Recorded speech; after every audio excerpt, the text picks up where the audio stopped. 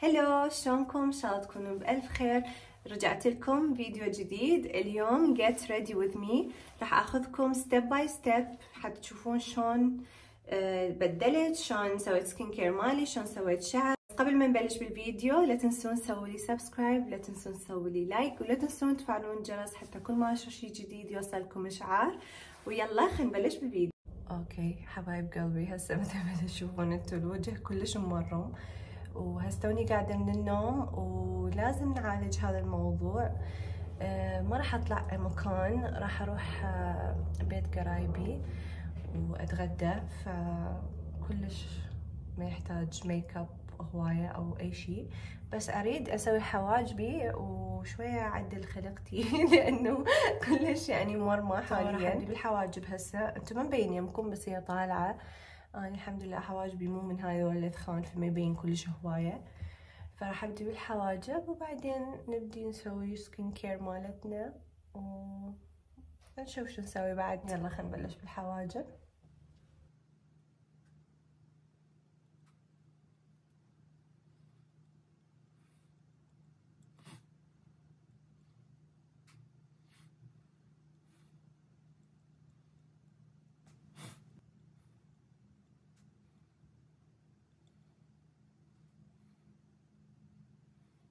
كملت الحواجب، صارت حمراء شوية بس مو مشكلة. وهالايام بشرتي كلش متحسسة، ما ادري ليش، يعني هسه تعتبر بشرتي كلش سيئة على فكرة، لانه كانت كلش حلوة قبل اسبوعين. المهم هسه راح ابدي اسوي سكين كير مالتي وياكم. اني هسه اللي راح اراويكم اياه هي حتكون منتجات اني ماخذتها من تركيا وماخذتها من العراق، لان اني طبعا هسه حاليا اني مقيمة باربيل، خلاص يعني تركت تركيا، فدا احاول اتأقلم ويا المنتجات الموجودة هنا همين، فدا احاول اجرب شغلات جديدة. بتركيا اكو شغلات همينة موجودة هنا، بس حبيت انه اجرب شغلاتهم الجديدة اللي ما موجودة بتركيا، لان دائما تركيا تصعب انه تجيب شغلات يعني من برا لان ضريبة عالية. فاليوم راح استخدم هذا التونيك من ديرمو فيفا، كلش حلو. طبعا هو كلش طبيعي هذا التونيك، بس من البابونج والخيار، بس هذا هو تونر منظف للبشرة الحساسة، بس كلش زين ينظف وكلش احبه وبارد على البشرة. فاذا شفتوا منه جربوه، اعطوني رايكم. اني قاعده ومغسله وجهي ومسويت له سكراب وهذا اللي طلع. هسه راح استخدم اول خطوه بالسكين كير ورا التونيك، ورا يعني التونر. استخدم هذا الفيتامين سي واي سيروم من سيفورا. ضروري فيتامين اي، هو صدق غير لي بشرتي، وفيتامين سي همين افادني. شوفوا هذا دا يخلص كلش بقى قليل، بس هم زين جايبه الثاني وياي لانه لازم. هاي شوفوا صورته، خاف تريدون تشترون نفسه. هذا اموت عليه قبل المرطب مال وجهي، اخليه هيجي قطرتين وهو مو دهني ابدا.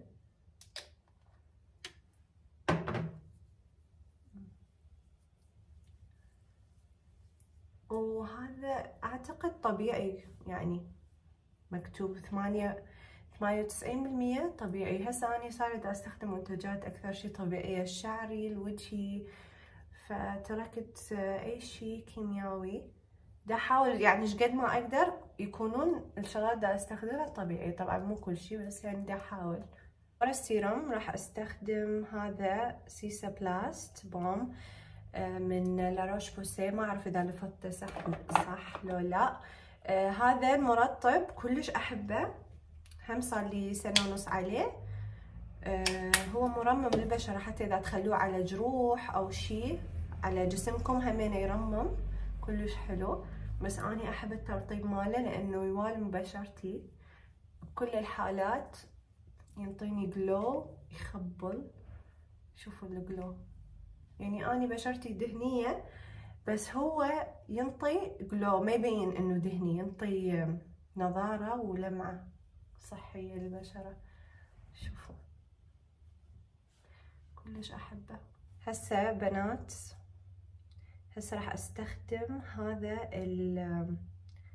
مثل البرايمر من ايف روشيه، بس همينه طبيعي. هذا انا استخدمه كبرايمر لان هو مكتوب انه يغوش البشره، فانا كلش احبه. همين مال بشره دهنيه، كلش احبه. اخليه هيجي كل شي شفاف وما بي لون، احبه ما ادري ليش. هذا كلش بارد على البشره، احبه حيل. اهم شي على الخشم، احس يلم الوجه وهيجي يعني يخلي الميك اب يصير كلش قطعة واحدة، عرفت شلون؟ مو هيجي يعني اكو خطوط او شي. كلش احبه. بس اني ميك اب بدون ميك اب استخدمه، يعني ما يفرق لي.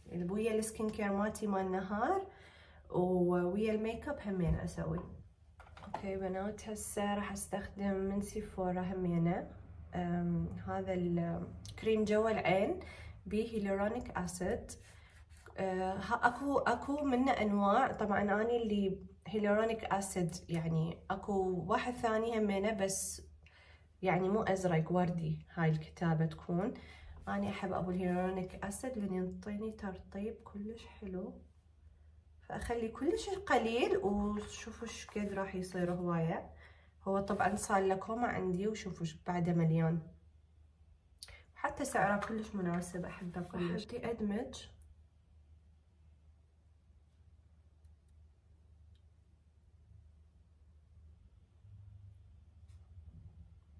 كلش مهم ترطيب جوا العين، احس يوخر الانتفاخ اللي عندي.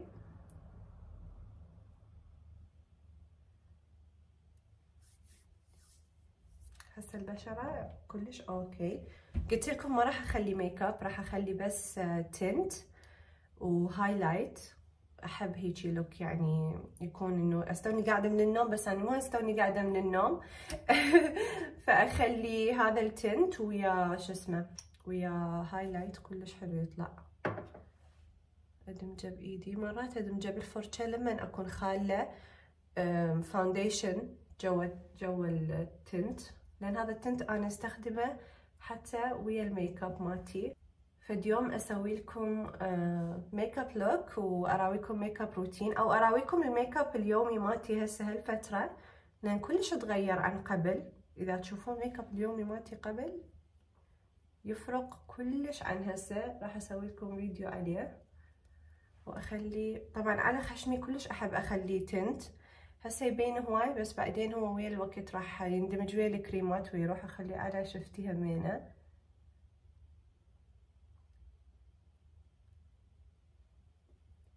كملنا تنت، وهسه ورا تنت احب اخلي هايلايت.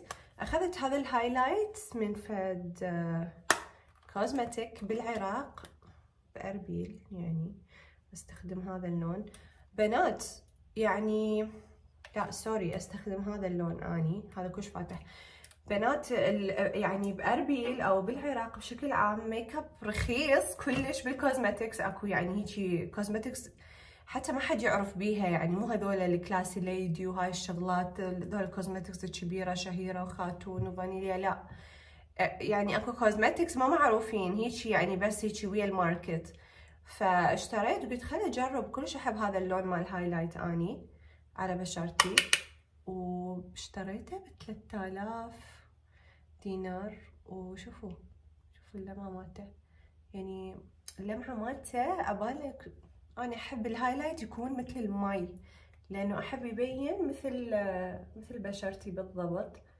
شوفوا ايش قد طبيعي يخبل. اخلي طبعا على خشمي، فهيك يبين الميك اب او السكين مالتكم صحي اكثر. مرات اكتفي بهاي الخطوات، بس اليوم خشمي كبير زايد عن اللزوم. احس يعني مو كبير، بس انه منفوخ. فراح اسوي شويه كونتور. طبعا هاي الفرشه اصلا بيها اي شادو، فراح شويه اخلي كونتور شويه على مود. الم الخشمي احسه مطشر. والله احسه مطشر اليوم. اوكي، ستيب ثاني ضفته اللي هو اخذ الهايلايت هذا نفسه اللي استخدمته وخليته بالمدمع مال العين حتى يبين لي مصحصحه همين بعد اكثر. وشبعانة نوم وذاتس ات. مرات اخلي جوا حواجبي لان احب ابين كلش يعني قاعدة وبشرتي صحية وهاي بشرتي الطبيعية. بالنسبة لي هيجي كلش كافي، ما راح اخلي ميك اب او شي. خلص سويت سكين كير مالتي، خليت تنت وهايلايت وكونتور، وبالنسبة لي كافي. ما راح اسوي حواجبي، اخليهم مثل ما هم لانه ما رايحة فد مكان. فاي وقت يعني اشوف نفسي انه اني ما رايحة فد مكان استغل هاي الفرصة واخلي بس سكين كير مالتي وما اخلي ميك اب. هسه راح اسوي شعري. بنات قبل ما اسوي شعري ضروري اخلي تحديد.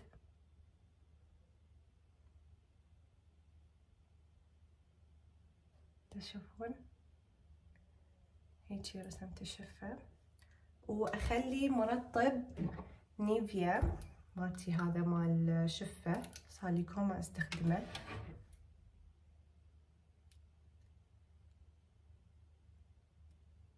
بيه لون مثل الكرز كلش احبه. اوكي هسه نسوي الشعر. انا شعري مسويته قبل يومين بس راح اخليه له دراي شامبو. دا احاول اغسله مرتين بالاسبوع شويه احسن، لانه من قمت اسوي هيجي قام ما يدهن وياي بسرعه، فراح اخليه له دراي شامبو.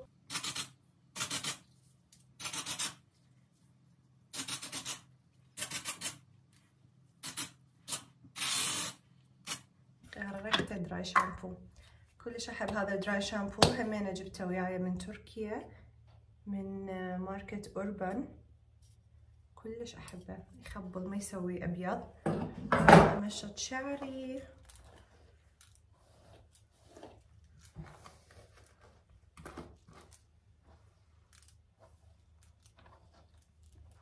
الفرق اني يعني اول يوم اسبح بيه يكون بالنص، بعدين ابدي العب بالفرق، مثلا اخليه هيجي او اسوي هيجي، يعني بكيفي اني على مود لا يبقى على نفس الفرق ويبقى هيجي حيوي وحرك. لان اذا بقى على نفس الفرق مع الشعر كم يوم هيجي احسه ينام ويذبل. فدائما احاول العب بشعري اكثر. هاي هسه فقره جديده دا اسويها. راح استخدم الاولابلكس، هذا السيرم مال الشعر. الصراحه مو كلش يعجبني. اوكي صح، هاي ثاني شيشه اشتريها والله. الصراحه ما ادري ليش اشتريتها، بس هيجي كلش احب شكله. اوكي بس اكو سيرامات ثانيه كلش احسن من هذا السيرم برايي. ممكن انه هو يرمم يعني الشعر وهذا الشيء الزين بيه، بس اكو سيرامات هواية ترطب الشعر، هذا ما احسه يرطب الشعر، احسه بس يرمم. واني حبيت انه استخدم شيء مال ترميم، لانه تعرفون حتى شامبو مالتي مرمم، المكيف مالتي مرمم، لانه صارت بحالة قبل كم شهر شعري يعني لهنا يطول وهذا كله لازم ينقص، كله محروق، واني ما اسوي له لا اصبغ يعني فاتحة، لا اسحب لون، الحرارة خفيفة، دا استخدم مالتي الدايسون، فما يعني مو كل شي هواي اذي شعر الدايسون. فما اعرف ليش هيجي صار. من قمت استخدم شغلات ترمم الشعر الحمد لله قام يطول وبيلمعه وحلو يعني صار. اوكي بنات هسه راح اني ابدل، وراح اراويكم ورا ما ابدل شنو استخدم اتعطر جسمي وهيجي. فخل ابدل واجيكم. بدلت ولبست هذا البلوز الاسود من برسبكتيف. كلش احب هذا البلوز لانه بي من هنا عقشه يجي ويا اللوجو، يعني فد حركه مو هيجي ساده وها هي. وهذا راحي ومريح احبه كلش ودافي. لبست وياه بيجامه صفرة همينه من برسبكتيف، ماخذتهم امي جابت لي اياهم سويه، هم سيت، فحبيتهم كلش مريحات. اكيد راح اقول لكم انا شنو استخدمت مرطبات ومعطرات. كلش تحبون هاي الفقره. اول شيء استخدم يعني قبل ما ابدل استخدم ديودرن، هذا من سيكريت. هذا كلش حلو وصدق مكتوب عليه 48 ساعه، صدق 48 ساعه يبقى على البشره، لذلك كلش احبه. ريحته كاكاو باتر مالتي النوع. ووراها استخدم مرطب مال البشرة من نيفيا. هذا استخدمه بتركيا، بس هذا ما كان اكو منه بتركيا، فهذا شيء جديد الحمد لله اكتشفته. هذا استخدمه بتركيا بس الازرق.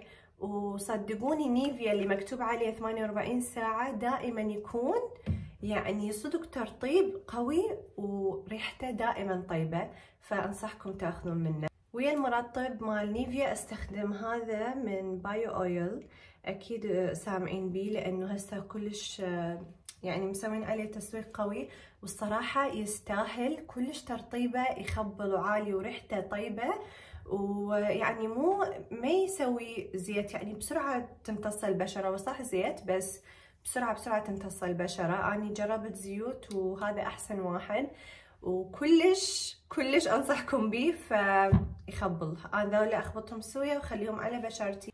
للتعطير استخدم مسك. هذا المسك هيجي احطه هنا واخليه على رقبتي ورا شعري حتى يدوم العطر مالته. هذا من عبد الصمد القريشي. طبعا صدق يبقى ثابت حيل يوم كامل اكثر، يعني بالشتاء يثبت اكثر من الصيف، هذا اللي عرفته.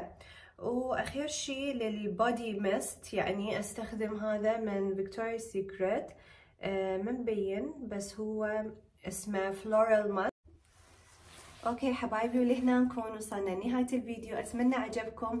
بليز لا تنسون تسوون سبسكرايب، لا تنسون تسووا لي لايك، واشوفكم بالفيديو الجاي. احبكم كلش هواية. باي باي.